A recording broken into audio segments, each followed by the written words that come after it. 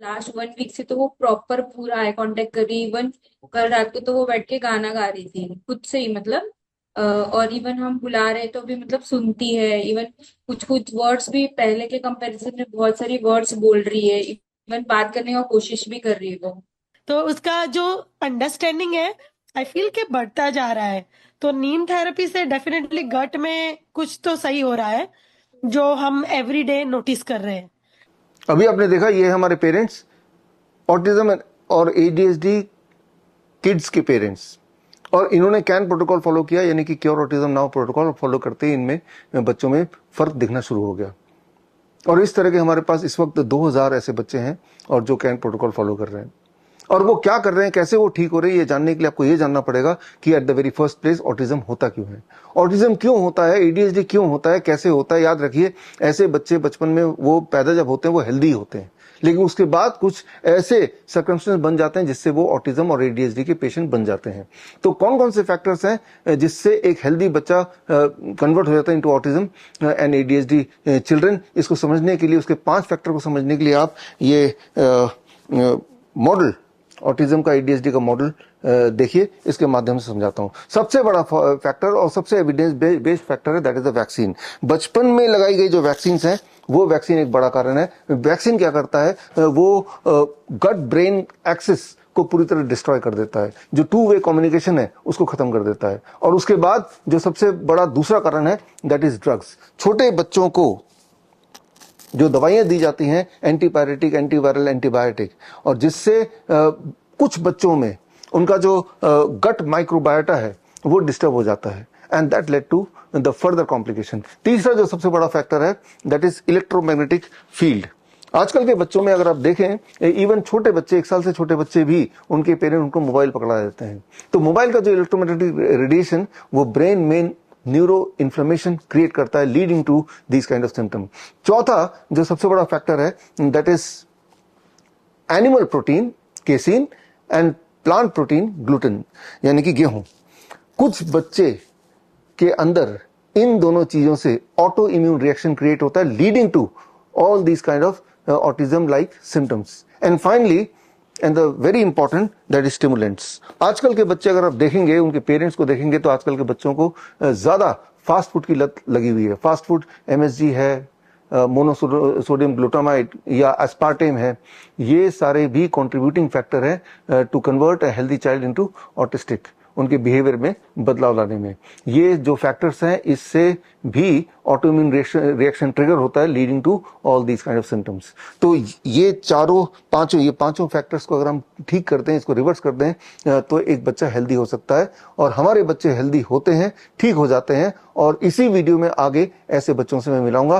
फिलहाल हम बात करते हैं कि हम अपने बच्चों को जो can protocol, cure autism now protocol देते हैं, वो क्या है और कैसे फॉलो करना है। इसमें सबसे बड़ा वैक्सीन के साइड इफेक्ट को कैसे हटाएं, और वैक्सीन को साइड इफेक्ट को हटाने के लिए नीम थेरेपी, यानी कि for every 10 kg of child 1 gram of Neem leaf powder. मान लो 30 kg का बच्चा है तो 3 ग्राम, आधा चम्मच नीम के पत्ते का पाउडर लिया और आधे कप या 1 कप गर्म पानी में घोल के खाली पेट पिला दिया। जब ये करेंगे तो आप एक्सपेक्ट कर सकते हैं कि वैक्सीन का जो साइड इफेक्ट है वो तेजी से कम होने लगेगा। दूसरा फैक्टर, ड्रग्स से जो गट माइक्रोबायोटा में जो बदलाव आ गया था, जो डैमेज हो गया था, उसको मिटिगेट करने के लिए प्रोबायोटिक ड्रिंक, यानी कि अमली, घर पे बना हुआ, तो वो प्रोबायोटिक से इसके इफेक्ट को हम मिटिगेट कर सकते हैं, कम कर सकते हैं। तीसरा, एनिमल प्रोटीन एंड ग्लूटिन, इसकी जगह रॉ प्लांट फैट, यानी कि coconut is the best raw plant fat, यानी कि जितने केजी का बच्चा है, 20 केजी का बच्चा है तो 20 ग्राम कोकोनट बच्चे को हर दिन खिलाना है। बच्चा कोकोनट ऐसे तो खाएगा नहीं, तो उसके कई सारे तरह के रेसिपीज हम पेरेंट्स को सिखाते हैं, so that we can counter this. और उसके बाद आता है इलेक्ट्रोमैग्नेटिक फील्ड रेडिएशन से जो न्यूरो इन्फ्लेमेशन हुआ उसे कैसे कम करें, उसके लिए 0 वोल्ट थेरेपी। 0 वोल्ट थेरेपी मतलब हर बच्चे को हर दिन कम से कम 1 घंटा ग्राउंडिंग करनी है, नंगे पैर घास में चलना है, और रात को जब सोएगा वो 0 वोल्ट बेडशीट में ही सोएगा। एंड फाइनली द स्टिमुलेंट्स मतलब एमएसजी हो गया, स्टिमुलेंट मतलब एस्पार्टेम हो गया। उसके असर को, उसके डैमेज को खत्म करने के लिए द डीआईपी डाइट। जब हमारे पेरेंट्स ये करते हैं अपने बच्चों के साथ तो वो रिकवर होने लगते हैं बड़ी तेजी से। अगर आप ऐसे बच्चों के पेरेंट्स हैं और आप चाहते हैं कि हमारे माध्यम से, इन ट्रीटमेंट प्लान के माध्यम से वो ठीक हो, तो ये बिल्कुल फ्री सर्विस है। आपको सिर्फ bishrup.com/autism जाना है और जाके फॉर्म भरना है और उस फॉर्म को हम पढ़ेंगे and then my team, my doctors will connect with you और आपको हमारे ग्रुप में शामिल करेंगे, आपको ट्रेनिंग देंगे। लेकिन इस वक्त हमारे देश में करीब 50 लाख ऑटिज्म के बच्चे हैं। इस वक्त हमारे देश में करीब 3 करोड़ ADHD के बच्चे हैं। यानी कि उन सारे बच्चों तक पहुंचने के लिए मैं और मेरी टीम काफी नहीं है, हमें आप जैसे लोगों की जरूरत है। और आप में से वो लोग जो इस तरह के बच्चों को हेल्प करना चाहते हैं, तो आपके लिए एक खास ट्रेनिंग प्रोग्राम है जो कि 2 अक्टूबर से शुरू हो रहा है and that is called certification in autism and ADHD reversal.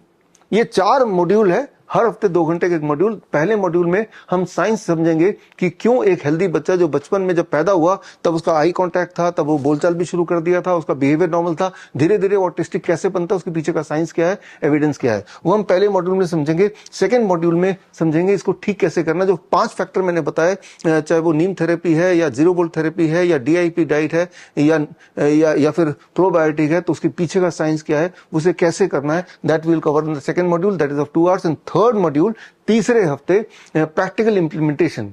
कैसे पेरेंट्स अपने घर में, अपने किचन को, अपने घर में कुछ और अरेंजमेंट को बदल के जो आपने पहले 2 मॉड्यूल में सीखा उसे इंप्लीमेंट करें। और चौथे मॉड्यूल में handling the common health emergency among the autistic children.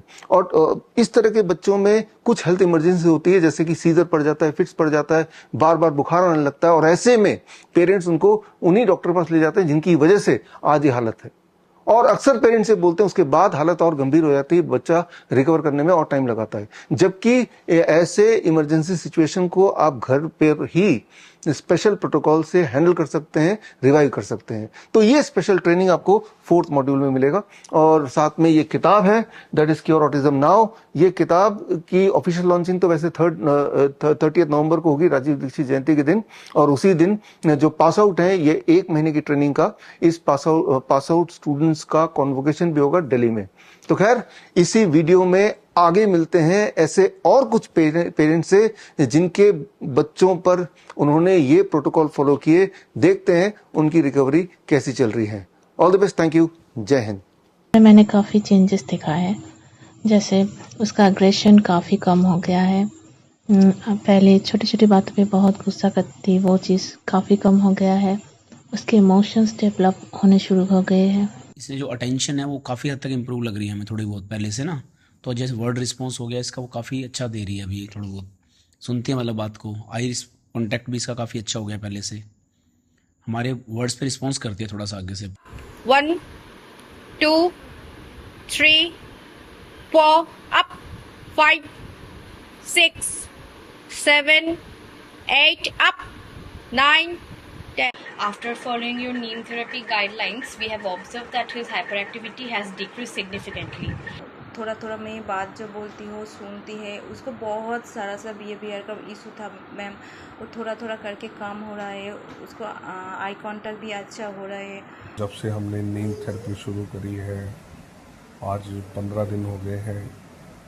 थोड़ा हाइपर कम है अब पहले से, और आई कांटेक्ट भी थोड़ा इम्प्रूव हुआ है। हमने मैम जब से नीम थेरेपी और अमली स्टार्ट की है, तब से समृद्ध के अंदर हाइपर एक्टिविटी रिड्यूस हुई है और आई कांटेक्ट इनका अच्छा हुआ है, और भी काफ़ी चीज़ें बिहेवियर में भी थोड़ा चेंजेस हमने देखा है। हर टाइम वो जंपिंग वगैरह करते रहता था, लेकिन वो भी बहुत हद तक कम हो गया, एक जगह बैठता है। स्लीप भी नॉर्मल हो गया है, और कुछ बेड वेटिंग्स का भी इश्यूज था उसका, जो धीरे धीरे कम हो रहा है अभी। और अभी सोशलाइजेशन पे वो थोड़ा मतलब आगे बढ़ रहा है। और पहले तो वो अपने बहन के साथ नहीं खेलता था, सो अभी वो थोड़ा थोड़ा इन्वॉल्व होने लगा है, एंड वो एंजॉय कर रहा है अब इस चीज़ को लेके। हाइपर एक्टिविटी की बात करें तो वो भी थोड़ा थोड़ा कम हो रहा है। बहुत इम्प्रूवमेंट मिला है मुझे सर, और जो बैठे बैठे साउंड्स निकालता रहता था वो साउंड्स कम हुए हैं, अटेंशन बढ़ी है, लॉसनेस कम हुई है उसकी। मैं आपके साथ अराउंड 1 वीक से जुड़ी हुई हूँ, and we are following the DIP diet, 0 watt therapy and neem therapy, and we are noticing some improvement in my daughter.